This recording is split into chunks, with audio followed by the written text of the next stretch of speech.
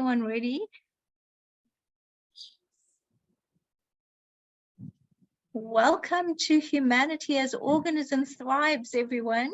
I'm Haseena Patel, and my co-host is Dr. Tom Acklin, and we're happy to be hosting a part 2 of what we did at Peace Week, hosting Annie Spade, Viola, Olsen, and Matt Landry, discussing Teilhard's pathway to peace and unity. So this is a part 2, and we're very excited.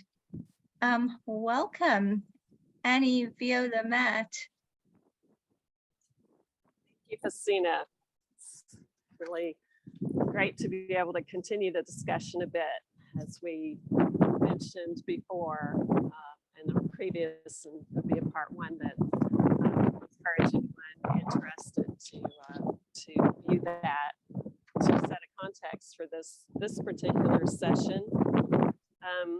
But really, we were looking at the way that Teilhard saw a pathway to peace through the unity that is ours, is our inheritance, if you will, of the very energy that drives all of creation. And so I'd like to begin, Haseena, if you could share that quote up on the screen, because we ended the last session actually with Haseena said at the end, we need more of this to heal to the next evolutionary level. I thought that was a beautiful invitation for us to continue on today, that we need more of this type of discussion to heal to the next evolutionary level. And Linda DeHart, who was here the first time, shared this quote at the very end as well. And so we see it here on the screen. Today, something is happening to the whole structure of human consciousness. A fresh kind of life is starting. Driven by the forces of love, the fragments of the world are seeking each other so that the world may come into being. And when I looked more deeply at this and considered Linda's question, which her question to this was, how is what is happening today shaping the fresh kind of life that's starting? And I recognized that we could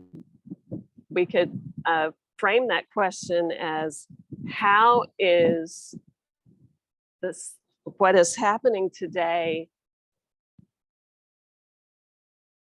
shaping the structure of human consciousness? And how is it bringing the fragments of the world together?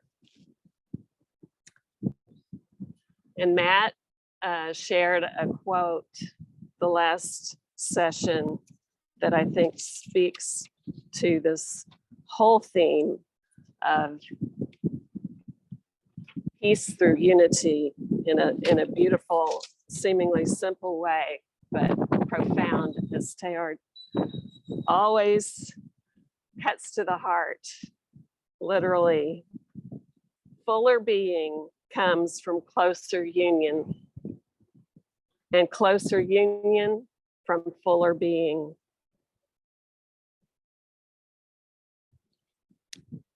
But I think Viola will be addressing this with the spiral vision of evolution and our pathway together today. And what I wanted to just allow us to consider today is the way that Teilhard, he wrote so much. His opus is astounding. What inspires me so much today is the way that Teilhard himself was at the end of his journey. And Jean Houston who famously walked with him as a 14-year-old in Central Park, literally until just a couple of days before he passed, wrote about those walks. And she didn't know who he was, but she got to know who he really was. And to me, Teilhard lived what he wrote, or he wrote what he lived, I should say. And it's just so evident in the way that he was with her. And so I wanted to share just a tiny piece of what she wrote about this in one of her books. She said that the walks were magical and full of delight. Not only did Mr. Teilhard, as she knew him, Mr. Teilhard, seemed to have absolutely no self-consciousness, but he was always being seized by wonder and falling in love and astonishment over the, sorry, I messed that up. So Mr. Teilhard seemed to have absolutely no self-consciousness, but was always being seized by wonder and astonishment over the simplest things. He was constantly and literally falling into love. I remember one time when he suddenly fell on his knees with his nose raking the ground and exclaimed to me, "Jean, look at the caterpillar." And he went on to focus on all the details of this caterpillar and then to name out that this little one is on the road to metamorphosis. And then he turns to her and he asks her if she can feel herself to be a caterpillar. And what is the butterfly of Jean? And she goes on to talk about the way he connected with the clouds and the trees. And she says that people of all ages began to follow them around Central Park and listen to what he was sharing. And again, no one knew that he was a Jesuit priest and a world famous paleontologist. But that's the way that he was living at the end of his life, in wonderment and astonishment, just so in love with the way that spirit infused matter. He absolutely was completely convinced and absorbed in that whole experience and truth. So that was what I wanted to bring today. And Haseena, I had a photo that I took actually this morning of the sunrise on the beach. And I wanted to use that to just finish up here. If you can pull that up. Because what this photo to me, and it was fascinating to me last night, the sunset had the same sort of quality. I don't know if you can see clearly, but there's this, I had a word for it, I can't think of now, but a quality to the sky above the fiery part that you see there in the sea. There's this, yes, where Haseena put the cursor. And, above that, we're just, the kind of gray clouds before sunrise. And so it's truly that meridian between night and day. But there was just this amazing quality of blendedness that was in the sky, again, both last night and this morning. And to me, what Teilhard is inviting us to recognize is that, as Cynthia Bourgeot, who writes from absolutely a Teilhardian perspective, says that we're called to marry our angels to our icons, that we're here as inspirited matter, to go back to that. And so it's the bringing together of the two. And maybe because I work with young children, well, undoubtedly, because I have worked with young children for 4 decades, I absolutely see that we come into life recognizing our angelic, inspirited self. We experience ourselves as inspirited matter from the beginning, and I believe that that is not honored and protected and recognized and nurtured forward. So I'm going to leave us with that. To me, that's what Teilhard is. He's just the perpetual divine child there at the end of his life, and he's had the full journey. I know Haseena, Viola has brought a piece about the spiral journey, and I think that this is a lovely way to break it into more of the specifics of how Teilhard saw that we bring ourselves into that evolutionary drive that is all about the fuller being from greater union and greater union through fuller being.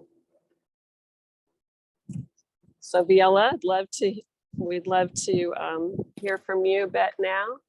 All right, thank you. Wow.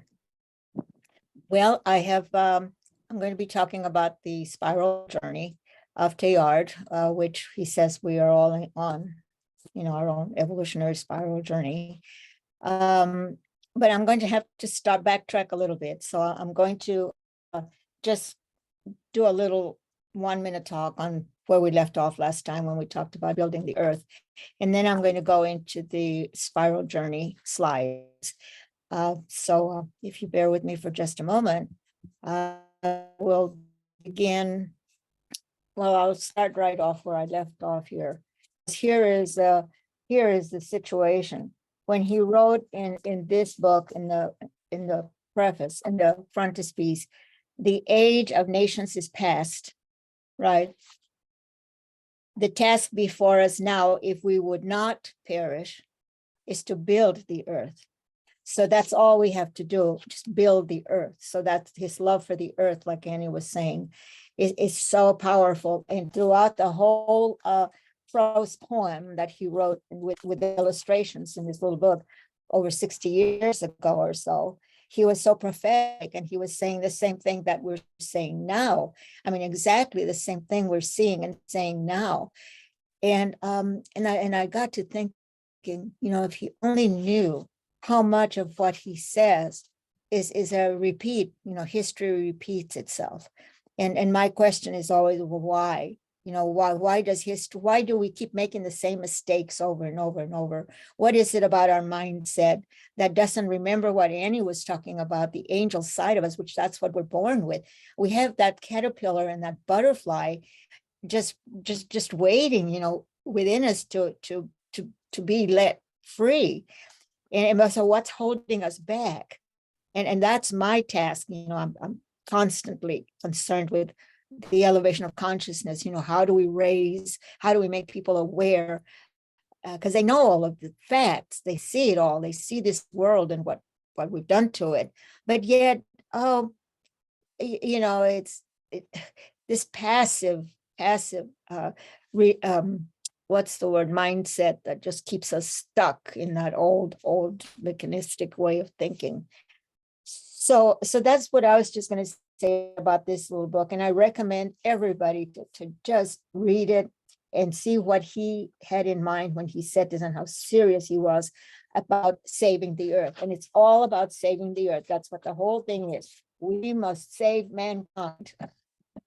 And then he goes on, was more than just mankind. We have to save the species, and we have to save the planet itself. Of course, the planet has still 4.2 billion years to go. The sun's not going to expire on us, so it'll just keep on going. But anyhow, if you bear with me, I'm going to share some slides because I need to go back and do that, like evolution. How do we get to this spiral, this spiral journey that Teilhard is talking about, which we are all on right now as we speak. So I'm going to share the first slide. And this was from John Hott's talk on, can everybody see my smile? What is the meaning of time? My slide. You can see it? Yes. Yeah, okay.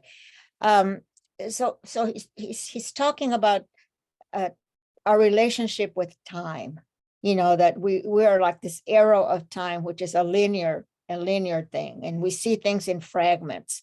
And so I'm going to go through that part and then go on and show you more about the spiral, the real spiral. So we're talking here about the beginning of the universe, right? The flaring forth, and we don't know what happened before that, and we can't know. So all we can say is that there was some consciousness, some intelligent consciousness that is just guiding us through the process here. But so the first circle here, he talks about concentric circles, right? That's what the mystical journey is. And the first circle, we'll have to talk about that being the creation of the universe. And so that has to do with all the galaxies and the stars, right? And then from all the galaxies and the stars that were created, then the Earth and planets emerged, our solar system emerged. So the second circle would be representing the Earth. And then, but there was no life. It was a rocky planet. And from that, what happened after billions of years, there was the emergence of life, simple life, not vertebrate life, not mammals, not just life. And through the evolutionary process and how that happens, from that non-life, life emerged. And from that life emerged all kinds of creatures, all kinds, like, for example, going to the mammals, from the vertebrates, and then going to the mammals. And then he starts going to what we call humanity, mankind, right? So that's the fifth circle here. Now, the future right here, the future is yet to be, because Teilhard believes in this anticipatory kind of like the evolution is taking us to a future that since everything is evolving, right? The universe and us and everything is evolving. We don't know what's going to evolve into the future, but it's the way he sees it, it's a very hopeful future. It's about us being consciously aware and consciously able to create that future, or actually co-create that future. And so we can't really forget the past, because everything from the very beginning has been kind of leading into that, right? Leading into that. And and the interesting thing is that now, if we look into the future by using the James Webb telescope, what do we see? I mean, not only do we go all the way back, but we see new stars that are emerging. New stars are being born. So the universe is there. It is. It's still shaping itself. It's still growing. It's still evolving. And that's just a beautiful idea. So, but that's going to lead me into the spiral that is more not linear, but the one that has added the time dimension of which is like a fourth dimension. So now we can see it more like in a 3-dimension. That's what we can see. So I'm going to stop this share. I could ask what kind of questions do you have, but we can save all that for later. Is that okay? Okay. So the next share will be, let's see. So share screen. And so I'm going to share that one. Barbara Marx Hubbard. I mean, and Annie can tell you a story about this too also. She died on the same day, April 10th, that Teilhard died. And she says that he influenced her life more than anybody else. So that what she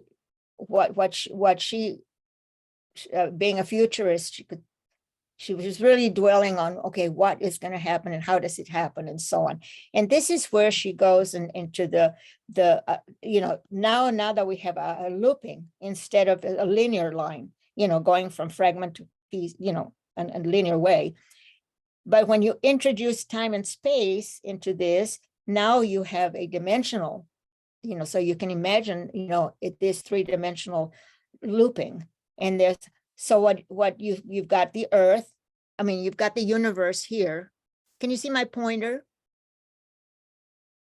Yes. Yeah, you can see the pointer. Okay. The universe, it loops, and it takes a long time to develop and evolve. And then we've got a resting phase.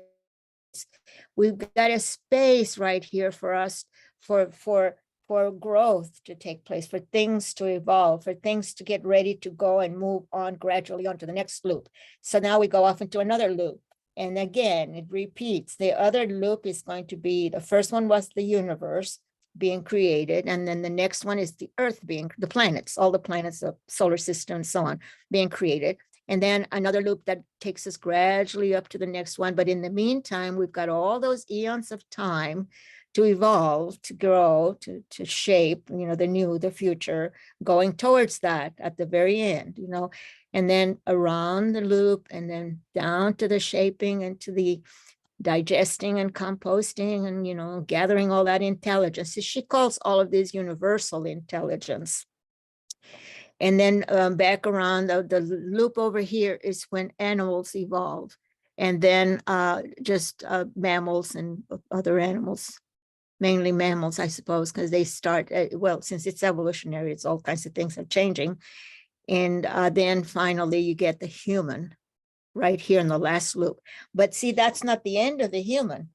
It's that goes around. You've got this crossing this circle, and she's got all these different compartments that you can look at if you download the slide or something. I can't go into that right now, but basically it's just she's going around this wheel, around of what she calls the wheel of co-creation. So this is where we join with God, with her vision of the Teilhard's vision of God.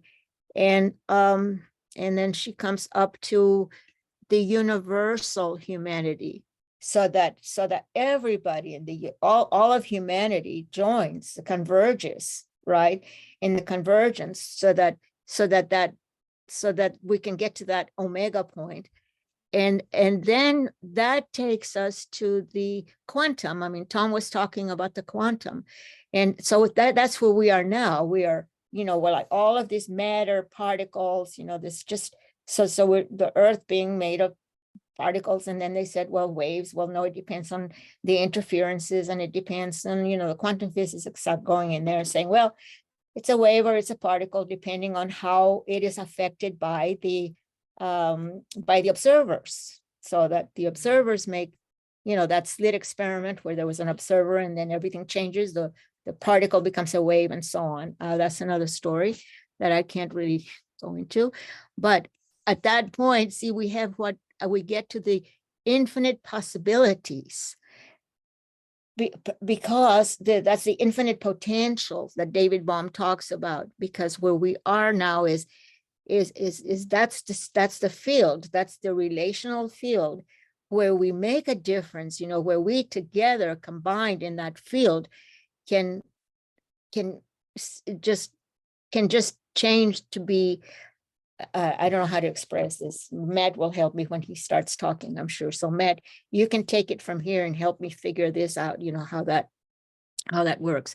But I am trying to be conscious of time now, so I have to go over one more slide. Just remember, Barbara Marx Hubbard loved Teilhard, and that's who inspired her, and that's how she lived her life until the day she died, the same day as Teilhard, except of course decades later.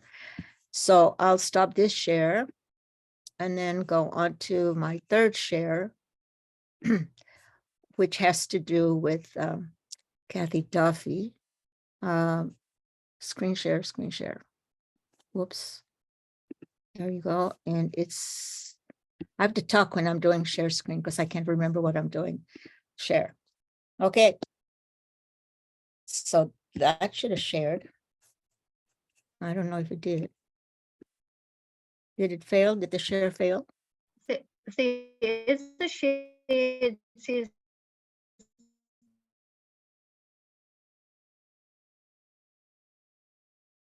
Yeah. And Kathy Duffy is a sister And she's also a professor and teaches physics. So she's got the whole thing that Teilhard always made was just to get the science and the religion together. I mean, and that's what Matt does with his blog, right, Matt? That there you are. That's what the whole thing is about, science and religion combined together to anyhow. So she writes this book called Teilhard's Mysticism, Seeing the Interface of Evolution. And there she talks about the concentric circles. Now, if you look at the, if you think about that first slide that you saw, that slide that Hot made, where you had this concentric circles and they were going through this linear time and the universe was evolving that way and onto the future. Well, if you take that and think about it this way, the concentric circles, which are called, let's see. So anyway, so you've got the, I had them written so I wouldn't forget them. Okay, here we go. So the first is the circle of presence, being presencing, okay. And then the second one is the circle of consistency. And the third one is the circle of energy. The fourth one is the circle of spirit. And the fifth one is the circle of person. So then that's where he puts himself as a human, as a person, you know how he talks about the within and the without, so that there's value. The within is the interiority, that's the subjective and that's the personal part. But you also need to you are connected to this matter, right? And so you're connected to the without, so it's the within and the without. And so that's the external, that's the environment. And that's where we are now, saying, okay, how can I change this problem with the environment? And then he has a way of through this whole book, and by the way, there's this other one that I found, this old book where he beautifully explains that that mystical milieu, which is the name of the article. That here's a 30-page article that you can just download from. I mean, if you want, I can send Haseena a link to that article that you can just. It's an article written by Kathy, herself. That I discovered that by accident about 2 years ago when I started to be interested in spirals, and so she wrote that article. But in the article, she talks about only one, with the first, the circle of presence. Whereas in the book, each one of those circles is one whole chapter. And then the last chapter is all about this spiral journey of Teilhard. And that's, it's just a wonderful book. I haven't, I don't read books like from cover to cover. I read and my brain tells me and my mind tells me, okay, this is related to that and so on. And so that's how I ended up reading. Sometimes I usually read them from back to the front. It's a bad habit. But anyway, so this is Kathy Duffy's book that I highly recommend. And that's the end of this share. I just don't want to go over time. I promised Annie. Yeah. And I can't see telling. That's fabulous, Viola. Yeah, I think that's a really great spot. If you don't mind stopping there. I think you've really given us some good stuff there. Love to hear what Matt jump in with at this point, or anyone else has a comment at this point or a question. Otherwise, we can just head on over to Matt Landry to unmute himself.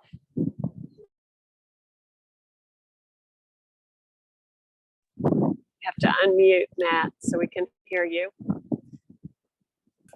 Can you hear me? Yes. Okay. Well, the subject today is peace, and so I've got a few comments here about Teilhard and the idea of peace. Of course, Teilhard was a Jesuit priest and paleontologist, early 20th century, and he outlines a rare context for reality in which the universe can not only be seen in its spatial immensity, but also in its cosmic span of time From the simplest granule of matter to the baffling organ considered by science to be the most complex phenomenon known to exist, which is the human brain. Teilhard's approach to this rare vantage point is to apply what he called a lens of evolution. Applying this lens, you can understand the cosmic sweep of states and events and approach them from the integrated perspective by which everything is seen to be emerging through the process of increased complexity. Through this lens, each product of evolution is seen as the more complex result of the joining of less complex products. Atoms, for example, from quarks, molecules from atoms, cells from molecules, neurons from cells, and finally brains from neurons. So the spiral that we just looked at consists of loops around the evolutionary process in which the increase in complexity can be seen in the increase in consciousness as it approaches the human. Through this lens, the energy employed by the universe in this process is always manifest in ever more complex forms. At the low end, we've got the electro-strong and weak forces of the atom. And then we've got the forces of gravity by which pull the atoms together to form molecules, and the molecules then form planets, which compose themselves in layers of inorganic matter. And then we have the chemical forces by which complex molecules such as DNA appear in the form of cells, to the way that brains at our level focus their consciousness on such late blooming evolutionary flowers as human freedom and the awareness of morality. So through Teilhard, if you look at this through Teilhard's lens, we look at ourselves through Teilhard's lens, it's possible to see us as the latest product of this energy of complexification, at least on this planet. As John asserts in the fourth gospel of the New Testament, referring to whoever and whatever God is as he, and I use the word generically, in this human manifestation of the universal evolution of energy, John says, God is love, and he who abides in love abides in God and God in him. This is a very evolutionary statement to be made in the days when most of the stories of Jesus consisted of simple stories about him and left the reader to understand what they meant. And here comes John with what is not only a philosophical comment, but one which is very synergistic with how Teilhard was later to see the universe emerging. So using Teilhard's words, using his lens to see this process of universal complexification in human evolution, as Annie mentioned earlier, closer union results from fuller being, and fuller being from closer union.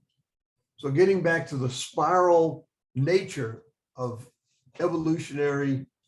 cosmic evolution, we see this happening in the atoms, in the molecules, in the neurons, and in the brains, where we always see a higher consciousness, a higher complexity resulting from a lower complexity as things come together to increase their fullness. So both our science and our religion can be seen to recognize this 14 billion year agency of evolutionary uplift that exists in each human person and which has the potential to unite us in such a way as to actualize our potential for fullness. For all that, of course, couldn't we expect this innate but ineffable force that has raised the complexity of the universe for $14 billion of 14 billion years, oh boy, to take us in the direction of peacefulness? Instead, what we see in our history is the increase of population upon a sphere of limited space, with a seemingly inevitable result of compressing us, with a dystopian result of a closer union which crushes our fuller being. So as Teilhard points out, we see, unfortunately, more of the negative results of evolution in the human than we would have expected to see if we looked at humanity from the 14 billion year history that science shows. So Teilhard doesn't minimize the fragility of evolution as it proceeds in the human species. He acknowledges the increase in global conflict culminating in the recent 300 years of human unrest, of human tragedy, which saw the entire globe aflame with human warfare.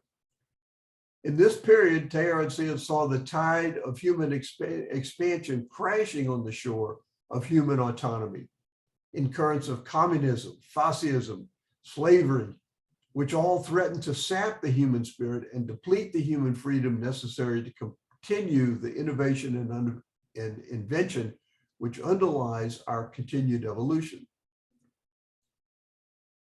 Even though many of these ills has since waned, we don't see global warfare quite the way it was 300 years ago. We see increases in human welfare, which we'll discuss in a moment. Teilhard would still take note of the underlying pessimism as seen in the bias of the news media towards negative reporting. Of course, negative reporting sells better, so we're going to get more of it. And also the rise of a conservative religious perspective that understands the human condition as fallen and sadly in need of the intervention of an angry God, one that some politicians say will be armed with AK-47s. So Teilhard recognizes this evolution when he says, at this decisive moment, when for the first time, man is becoming scientifically aware of the general pattern of his future on Earth, what he needs before anything else, perhaps, is to be quite certain on cogent experimental grounds that the sort of temporal-spatial dome into which his destiny is leading is not a blind alley where the Earth's life flow will shatter and stifle itself. So effectively, he's suggesting that now that our continued evolution is in our hands, now that we play a positive part in our own evolution, the thing that is most needed for us, if we're going to continue it, is to have faith in it. Without this faith, not only does he see peace as impossible, he sees our future itself as impossible. So looking at history through Teilhard's lens, he notes at this point, then, when man's affairs reach the scale of potential disruption on the global ecosystem, he invents precisely those conceptual and physical technologies that may enable him to deal with the magnitude of a complex planetary society. This statement of faith is truly profound. Basically says that whatever has been happening, whatever has been going on for 14 billion years to move us into the position of evolution that we occupy today, it can be trusted. But it needs cogent experimental grounds, something that we can look at, tangibly see. How can that be found in the dystopian data that washes over us daily? Now, one of the surest metrics which define humanity today can be found in the near infinite volumes of data. We are awash in the data that surrounds us every day, the scientific papers, the new information gathered by science, the new ideas that bubble up out of the different societies and religions across the face of the earth.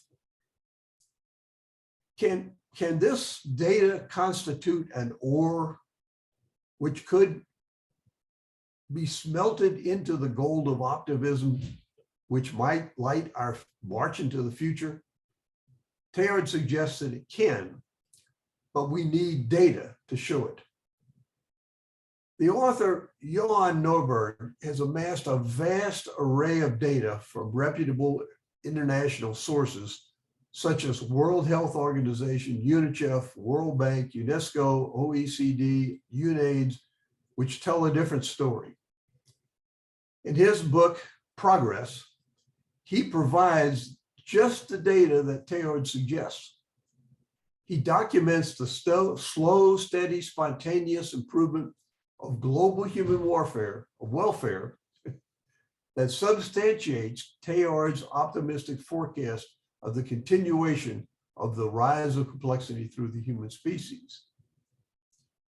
This book provides objective metrics of increases in human welfare into 9 specific categories, such as food, life expectancy, violence, literacy, equality, sanitation, poverty, the involvement in the environment, and freedom. Time will not permit, of course, for us to dig into these, and I recommend this book to anybody who is interested in getting an objective view of where we are in our evolutionary process. But for each of these aspects that he provides, he also provides such counterintuitive insights.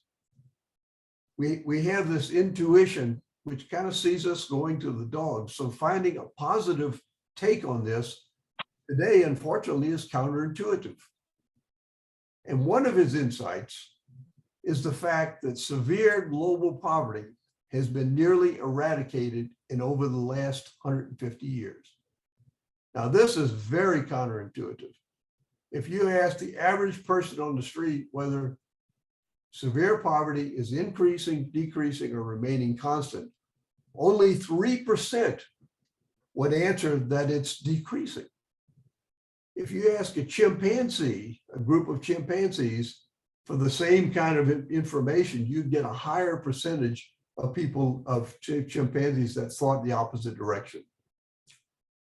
So we find that looking at reality through Teilhard's lens, as the example provided by Johan Norberg, can restore our confidence that God continues to work through the human, not only as human individuals, but through our social constructions.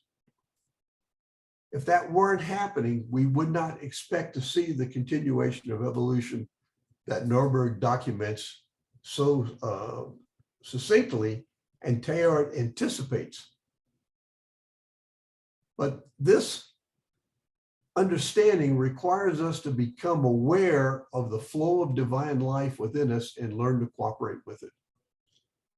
As Norberg documents, this flow continues all around us. Our work for human freedom and equality is actually paying off in an increase in human welfare.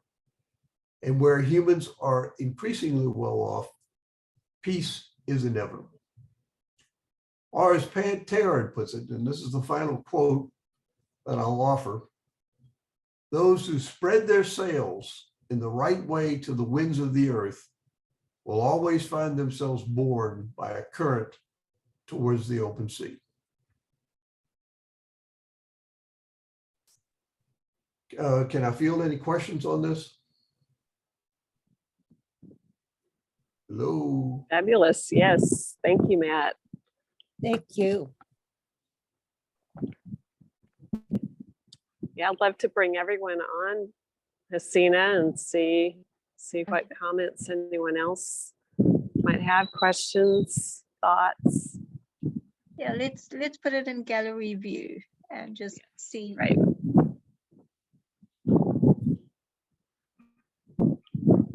Well, thank you all. Can I offer a little bit of a monkey wrench to see if Please. I have a couple of ideas that each of you has spiraled into to presence the spiral dynamics. I understand Teilhard's walk through a time that didn't allow him to speak his truth, right? And so as we were presencing there earlier, when you started with the shaping, Annie, so you're talking about the shaping of consciousness and the additive effect of the complexity. And I'll pause there and bring in another idea. In the idea of an allurement or a yin yang, when you're talking about closer union being fuller being, right? There's a yin yang there. And and there's a bilateral, call it a co-creative metaphysic, right? As much as I ache for the apple also is aching for me. Yeah, so there's this, call it mirror image of the complexity, right? Something like this. And does he speak ever of a passing through, or is there such a thing where when he's talking about the dual nature of science and religion? So, right, we've gone from a place where we understand in linear terms and 3D physics terms into a place where this field phenomena or the quantum phenomena that Viola was talking about, right? That is the permission for the emergent phenomenon. Is there a passing through of that where we've sort of big banged or explosioned out of physical reality into this next thing with, that opening quote you were using about it's time for a new, what is it? The new dawn of man or something, right? We will learn to walk again. Is there something like that is, that transcends all of this stuff that we think is so forward thinking now? Or are we maybe going to go back to a place where we actually are simple and linear, and therefore Christ consciousness? There's a lot in there, but anybody who wants to pick up on that stuff. Well, I'd like to comment on the idea of a Christ consciousness. What Teilhard points out is that there's something in matter that causes it to complexify. And the science of information today, you have the idea of the software in the hardware of matter. No matter can join together to become something increasingly complex, such as a quark becoming an atom, or a molecule resulting from the joining of atoms, without some kind of an inner force that guides it into this unification in such a way that it results in a more complex configuration. That process is in all of reality from the very beginning all the way up to the human. Just this one. Okay, that's somebody, we got it. So the idea that there isn't a single point in which suddenly this spirituality that infuses all matter becomes complex. It's more of a gradual increase in the amount of complexity in matter as it becomes into the form that we consider consciousness today. I don't know if that makes sense or not. And is that a bit of a handcuff? Is that a bit of a are we able to break free of those dynamics, those structures, right? There so far what we know. I think not only is it possible for us to break free, I think universal history shows the inevitable process of breaking free. For example, with the human is now part of their own evolution. Up until now, all of the products of evolution rely on an internal instinct to procreate and become more complex through the process of natural selection for natural things. But in the human, it requires us to be aware of this process as it exists in us, and as such, break free of the mechanistic influences which preceded it. So I don't see it as absolutely as much as I see it gas in the tank. It helps us move forward. Absolutely. Is there a breaking free of the ideology, of the foundational ideology that we take for granted here? We're working inside the construct or inside the context that what you just spoke is true, that complexity emerges. I'm wondering if there's a mirror phenomenon to that, where maybe based on, maybe the complexity that emerges is these are our baby steps, as Annie was talking about the fragility. We're talking about the fragility. Are these the ideologic foundations inside the fragile part of the walk? And does he ever speak about a bursting free from that thing, where we actually do go back to science? Science has sort of emerged and taken over and maybe even constricted spirit for a bit. Then science took over and now it's interdependent. And maybe spirit over here, maybe the breaking free of the science and the explanation itself is the liberation.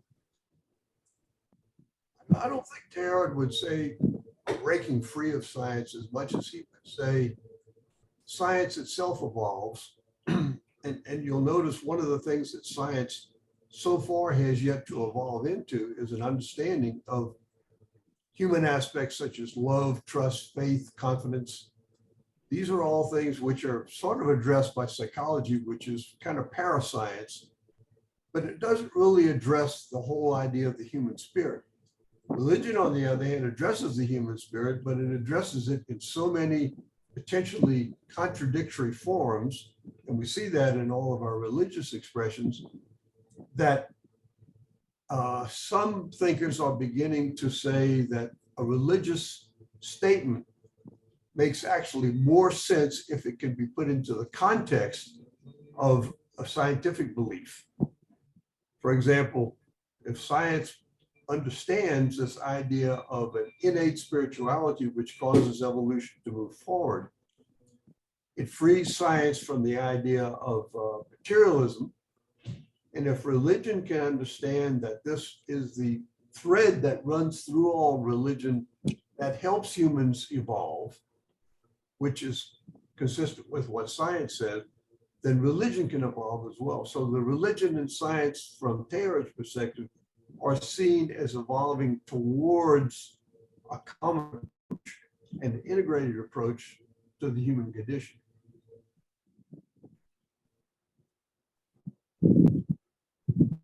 Got it. Beautiful. Well, we're at the top of the hour. If everybody can hang on for another couple, 10, 15 minutes. I see Annie's bursting at the seams with something. Do you have something? I mean, I just know that, Teilhard goes back over and over to the energy of love, and that's our driving force. And the more, your question, I love the suggestion of simplicity in some sense. It's simplicity in the sense of the focus towards that as our foundational. It's the foundational evolutionary force. Is as we become more ourselves, the more it's just that fuller being through closer union, and closer union through fuller being, the more that we want to engage. And he never shied away from, I shared a quote at the beginning of our last session, which was what spurred me on to invite this discussion, where Kenneth Lumpkin put a particular quotation that came at the end of his consideration of the exploration of genetics. And he says, well, we can do all of this, and we're evolved to the point to look into all of this, but we have to find our soul. And if we're not working out of our soul, basically, to just kind of put it that way, out of our essential self, which is to love and to seek union with others, and collaboration with others. If we're not operating out of that, then we'll tend to be in the kind of diminishments and difficulties that we see all around us. It's he just encourages over and over, and it's just so hard to pull anything out because there's so many quotes, but where he's just continually encouraging that, as he puts it, harnessing for God the energies of love, to recognize that our allurement to one another and our allurement to, even, he says, to do research is to adore. I gave that quote last time as well, that it's all must be driven by the desire to become, to go to the next level. And as we harness that, if you will, that word is an interesting word, because it's not about restricting, but it's about that freedom that happens within limits, right? That we focus that power of love in the direction of our evolution, which we can, as Matt's talking about. Who knows what will happen? You know, Well, I I mean, think- every step of the way has been a miracle, if you will, I think an amazing moment. you actually just characterized the import of this entire discussion, and each of you brought a focus and a construct, a constriction, out of which, of course, many ideas and brainstorms, and so you've generated so many questions and ideas. Thank you.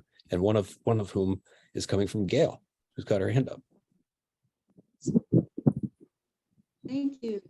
It's nice to be here with all of you. Since I'm here for the first time, I'll give you a little bit of background where I'm coming from. I was practicing Madhyamika Buddhism 35 years ago, where we took every philosophical concept that we could find and broke it down into the 4 positions in order to exhaust the intellect and move beyond. So Teilhard de Chardin was one of my favorites, having a little French ancestry to go with my Native American ancestry. And so I, eventually brought all this back around to that exhausting of the positions of is not, both and, all the way around to neither nor. We took every philosophical position and worked it for 10 years, to the extent that had to be at least 3 of us, and no one could say something that hadn't been said before. A very intense practice. And that took me to Zen vows, and then everything returned me to my native understanding, my native ancestral ways. And they fit in here surprisingly. I don't know, if I can convey this in a good way that will make it available to this group. But I'll give it my best shot, and let's see where we go. There, and I'll Were there say any- the same. Was there anything from anyone that resonated very strongly with your path that you'd like clarity on? Well, at the same time, I practice Jungian psychology, and that is the origin of psychology. The origin is in our native shamanic traditions. Our medicine people showed Jung that there was more to healing the person, that there was also the body and the spirit. This is the origin of psychology, all of psychology. It's still evolving. First there was Mesmer thinking that he was putting people in a trance and working in that way. And we've come all the way around full circle to actually Von Deloria Jr.'s book called The World We Used to Live In, which is integrated with all of these things that you've been discussing here being available to us. For example, freedom beyond, freedom exists beyond hierarchy. You speak of, the Christianity, and I try to do this without getting my PTSD genetic genocide triggers going. And that's why I'm hesitant to come into groups like this, because, for a long time I thought I really just had no concept of Christianity, no exposure to it. And then I realized that it's just triggering my genocide PTSD from Gail, ancestral can I, sources. let me interrupt you. You're actually breaking up a little bit. The connection's not good. What was your favorite thing from either Matt, Annie, or Viola that you'd like them to speak more deeply about? And do you have a question?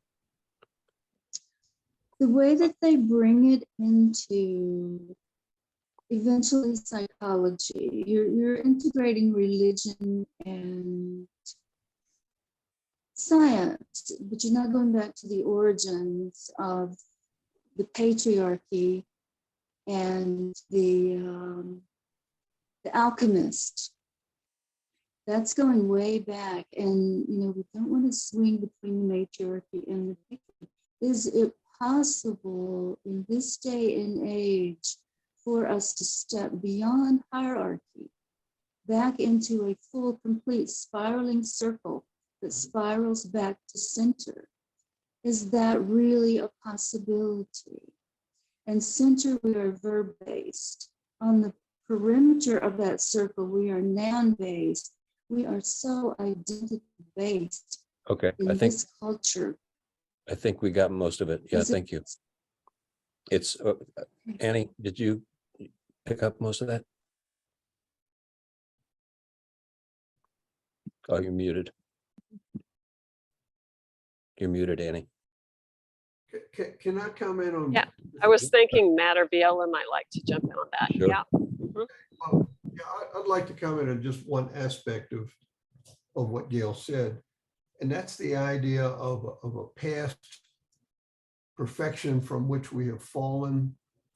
Of course, if we look at it from the Teilhardian lens of evolution, evolution takes us from less completeness to more completeness. All of our spiritual writings suggest that there was an initial wholeness from which we have fallen, and then our evolution from then, or the history of humanity from that point, has been a continual dissolution from this state of perfection. If you look at human evolution from Teilhard's standpoint, or some scientific standpoint, the completeness is in the future.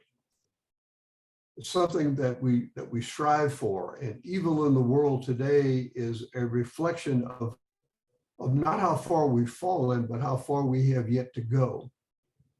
And it offers a focal point, if you will, for the future. We don't know what evolution is going to bring to humankind, but Teilhard suggests that since it's been flowing for 14 billion years, it will continue to flow through humans if we find ways to allow it to happen.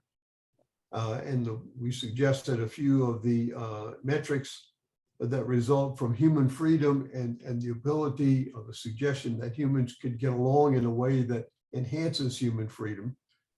That suggests that there is a state of perfection in the future that awaits us if we can put our minds to it. Not to look back and say, we recognize that perfection exists here, we have to get back to it, but we recognize that our incomplete state that we have to surpass if we're going to get to it. Wow. That's a very inspiring thought. Well, I just want to say something about that. Looking at Viola, what you spoke about regarding the spiral and this whole evolution. Annie, when you started talking about that quote, driven by the forces of love, the fragments of the world are seeking each other. And it was just so fascinating. Excuse me. It was so fascinating to me. And then going on to what Viola said when you held up the book, and Teilhard said, you just have to build the earth. Observing that first with humor, because then thinking, well, that's all we have to do, build the earth, right? And then looking at the fragments seeking each other and relating it to build the earth. And there was this thread going through it, that's how we build the earth. And then Matt, when you talked about the complexification and the evolution is in our hands, and it's such a freedom that we get to decide, because if we take, like you said, the flow of divine life within us and the freedom being in our hands, we choose a direction for that evolution, and there can only be faith and hope, because we would only choose a direction if we believe in the moving forward and the evolution. It's just fascinating to me.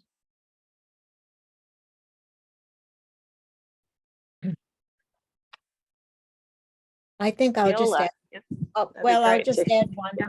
one thing, because am I muted? No. we can hear you. Okay. Talking about mind shift and talking about psychology, and there's this thing that I keep hearing from people like Thomas Berry and Ian McGilchrist, who's a psychiatrist, and he wrote the book The Matter with Things. And then of course there's well, especially those two, and of course Einstein also said it, that we have forgotten the sacred.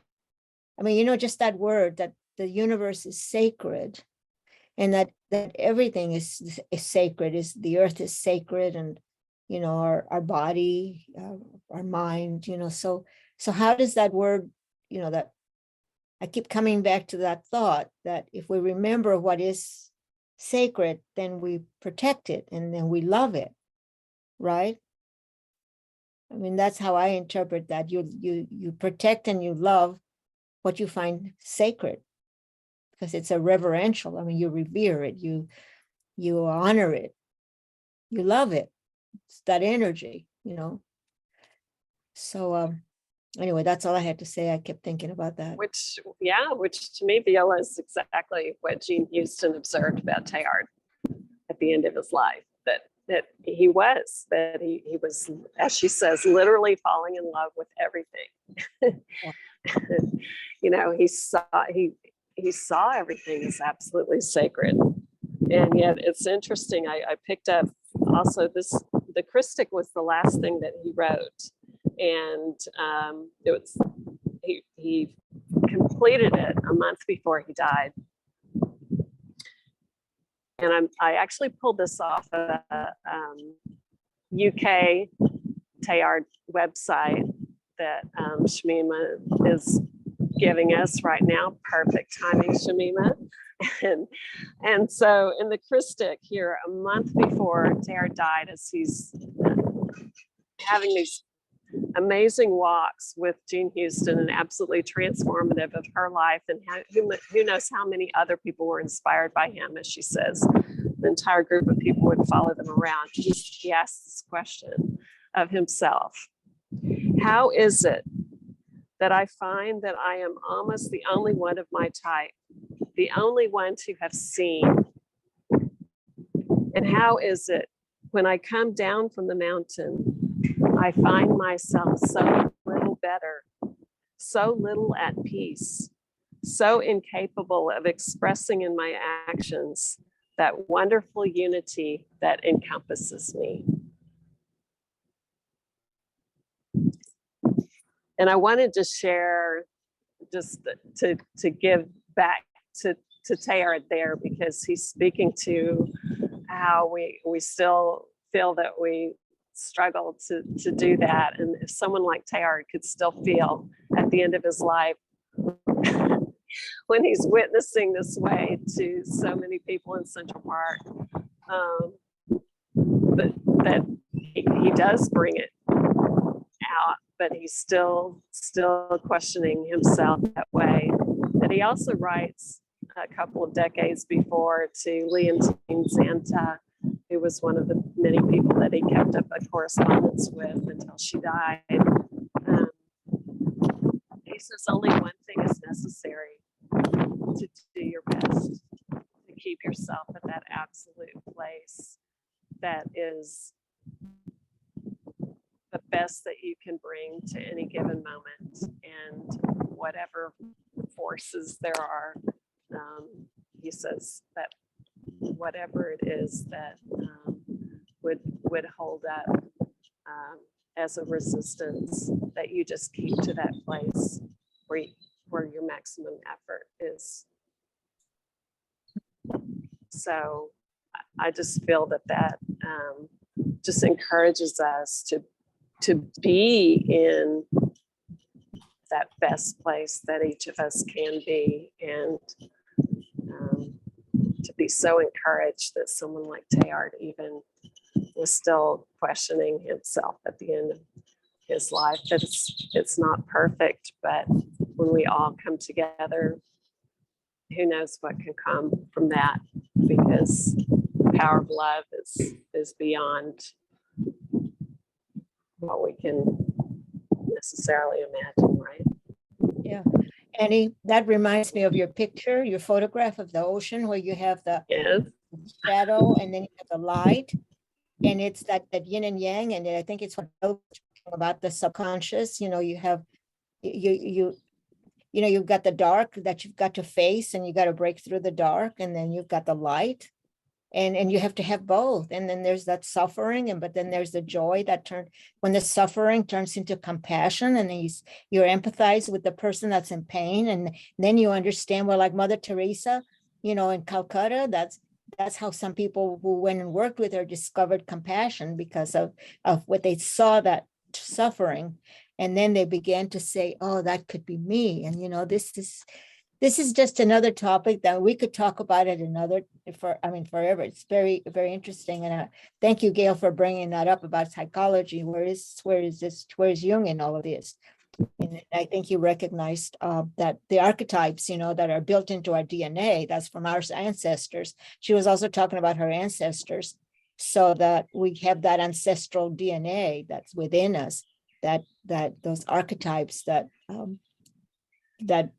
we have to acknowledge, that are working either for or against us. It's where discernment comes in. There's a lot to it. That's all I have to say. Thank you.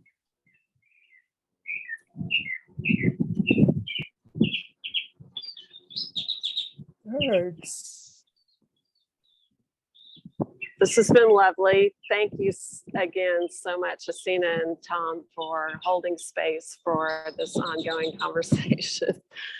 It's just the encouragement that Teilhard offers us in this time, which is in the way of both of inspiration, both of what he brought as a person, and then his writings are definitely something that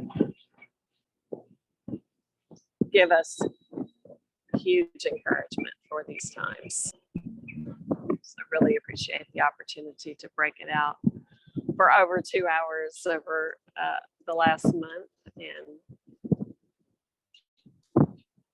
Well, he was keep a great going with Humanity as Organism Thrives. You were right on it. He was a great gift while he walked here, and he's not walking here anymore, and he's left some gifts. But I would suggest that each of us, all of us here today, we can look each other in the eye, and we know that we are the ones carrying the message. So thank you for doing that. Yeah, thank you. Yeah, we're the leading edge of his wisdom. Yeah. And however we translate it. Does anybody else have anything else they'd like to say in celebration, closing, opening?